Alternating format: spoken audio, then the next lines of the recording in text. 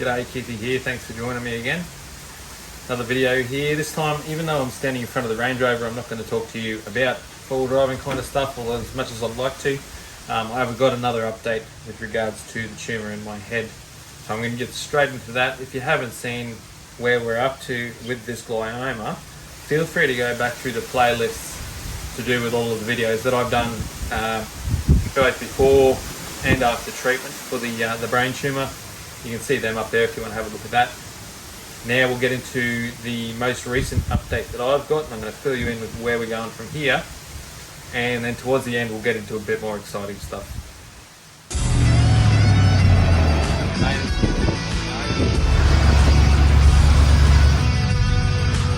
Well, we couldn't go without checking this out. Right, staring at the fires now. Great Keithy here.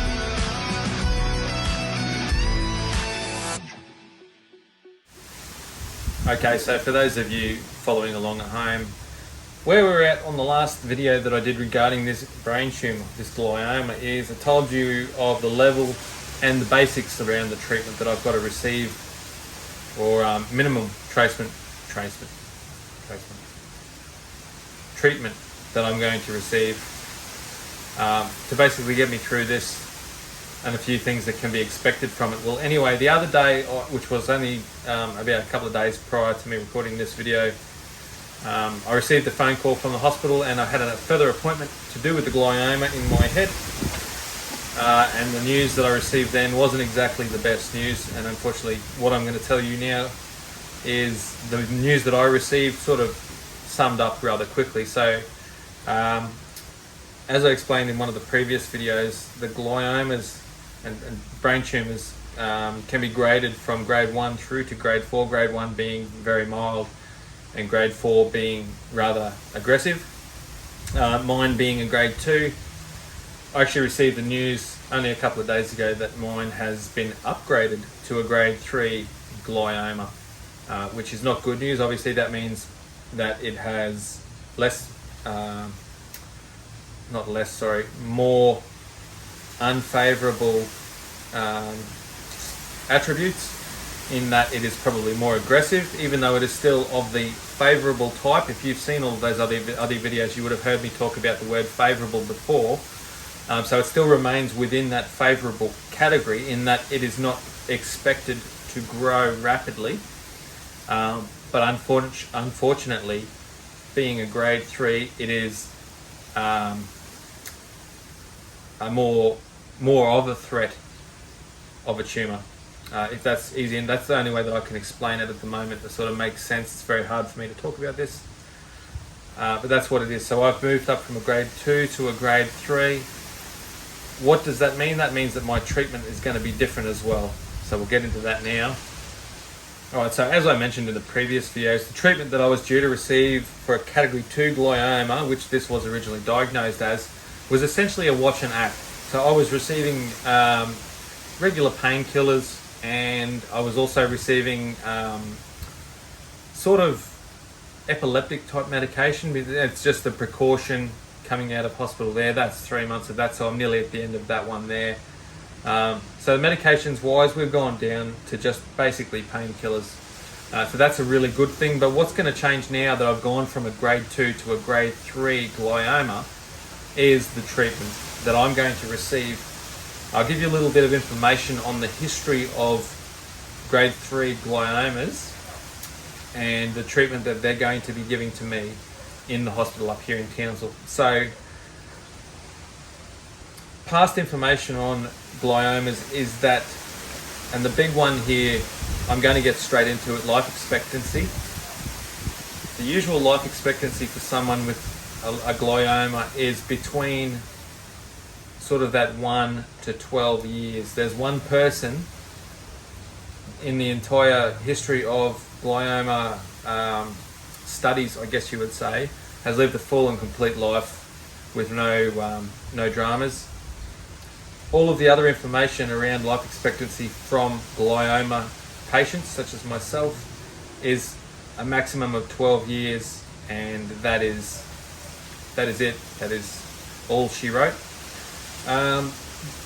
when I do say this stuff, there are some things that are in my favour with regards to the life expectancy stuff. One of them is I'm almost one of the youngest people to actually have received glioma. There are people that are around my age that have received it, but they're very few and far between. The average age that I've been informed of is sort of those high 50s and early 60s is the usual age group for people who have had these gliomas. So age is on my side. With that also comes a change in my treatment. So if you followed through on one of the previous videos, I did discuss the types of treatment available for gliomas. Now that was grade 2 stuff. Some of the treatments included radiation and chemotherapy. Now I wasn't going to get either of those being a grade 2. Now I've moved up to a grade 3. I'm actually going to get both of those. But what I am being treated as is a grade 4, so the worst possible type of glioma. Because of my age, my body is more likely to accept the treatment and be more resistant to the unfavourable sides of the type of treatment. So I'm going to receive both radiation and chemotherapy at the same time for 6 weeks continuously. And then after 6 weeks, I'm going to continue for 6 months of chemotherapy. Actually, maybe radiation, one of the two. I can't remember exactly off the top of my head. I'm still a little bit hazy there. In a dose of 1 week on, 3 weeks off. So that's going to change. So the treatment's going for a watch and act to all of that kind of stuff. It's going to be very heavy hitting. It's going to last a long time. So if you include the 6 weeks plus the 6 months, we're looking close to 8 months worth of treatment for me of the chemo type treatment, as well as obviously that radiation therapy. So there's a lot of things that are going to be happening for me within the next 8 months. That could affect a lot of the things. The stuff that you're seeing here on this YouTube channel as well may or may not decrease. I've been informed that I should be able to continue with the physio, occupational therapy and speech therapy that I have been receiving so far before actually finding out about the grade 3 diagnosis. So in my favour, this treatment hopefully shouldn't rattle me too much to the point where I have to stop those treatments. And fingers crossed on that, because I am actually, I'm about a week and a half into those kind of treatments now, and they're going very well. I'm thinking, I don't feel like I've lost weight as such, but the size down here is definitely reducing, as is my strength is increasing. I can feel that because I've been doing a lot of whatever that therapy is called, not occupational, physiotherapy. So the physiotherapy has been fantastic. I'm enjoying doing that, and I've got a great team helping me with that to try and get the strength back up and to boost all of those kind of things. So that's going really well so far. So I wanted to say thanks to each and every one of you watching this and who have watched my previous videos on this glioma, on the brain tumour. I'm trying to just keep you guys updated, let you know what's happening with me, and maybe even people who are going through this themselves. Doesn't have to be in Australia, it can be in completely different countries. A little bit of information on how things are going. If you've been watching from the start, you'll notice that my speech is a lot better. There are times and there are things that still pull me up, and I've got to think twice about words and things like that. And everybody reacts differently to the symptoms and the types of treatment with these things. It all depends on where they are and how much they've affected, and how they've been removed as well. There's a lot of differing things there. So I think, personally speaking, I've had quite a favourable outcome from the treatment that I've received when they removed the glioma. I'm obviously able to talk to you pretty well right now after what I think is about a month and a half, almost 2 months since I had the glioma removed now. I don't know what you can notice there from the scarring. There's no stitches in there at all now. They're all gone. My hair is growing back. I'm actually due for another haircut. As you can probably tell, it's getting a little bit scruffy at the top, so I'll go and get another haircut very soon. But I would like to thank you for being here, listening into my little story on this. Obviously, if you've been watching my channel for a while, you know it's mostly vehicle related and camping. I've got the camper trailer sitting there urging us to go out camping. That's going to have to wait a little bit until after the chemo and the radiation therapy, because that's going to make me rather susceptible to injury and illness, etc. So I'm going to have to be very careful what I do. At least for the next 8 weeks, I'm going to have to take it very easy. So it's unlikely that you're going to see me doing too much on the car, and I doubt that I'm going to be going camping anytime in the next 8 weeks. I'm just going to try and take it really careful, not get injured, not get hurt, because simple things such as just bleeds can mean that I might end up with a trip to hospital. We don't want that, so I'm going to take it as careful as I can. I'm just going to do simple things. As you can see, I've got busted up knuckles at the moment.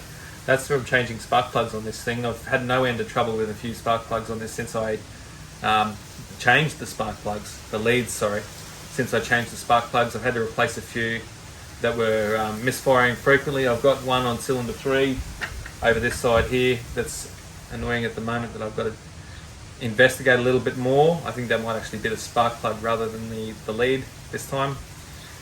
So that's really good. But anyway, continuing on from here, life for me, I'm going to try as much as I can not to change things. I should be able to pull through the chemo and radiation therapy quite well. I'm young, I'm fit, I've got a lot going for me through that. So I'm going to do my best to keep these videos coming like normal, where possible. Obviously, I got to raise a little bit of caution. I got to take things easy so I don't injure myself or compromise the treatment at all. So if the videos do get few and far between here and there, I apologise. I'm going to try and keep them regular, but we're going to have to just take it easy to make sure that I get through this, and then I get through the next 6 months after that of treatment, so that I can come back out on the other side. We can get out there, go out bush, go four-wheel driving, do some pretty fun stuff, work on this ute a little bit more, maybe do those front wheel bearings which need to be done, and move on with life as if this didn't even happen. I'm just living as normal. Life expectancy stuff does not matter to me. I'm just going to live and get treated as I need to get treated, regular appointments, regular MRIs and things like that. We'll keep an eye on how it's progressing, so hopefully it doesn't progress, still being favourable. Let's see how we go. But I'm keeping my spirits good. I'm happy, I'm ready to live life as normal. Once I've recovered enough to the point where I can do that, I'm going to do the best that I absolutely can. And I want to thank you again for watching and for all your messages of support. I really do appreciate it. I appreciate your time. Thanks for watching, and I'll see you next time.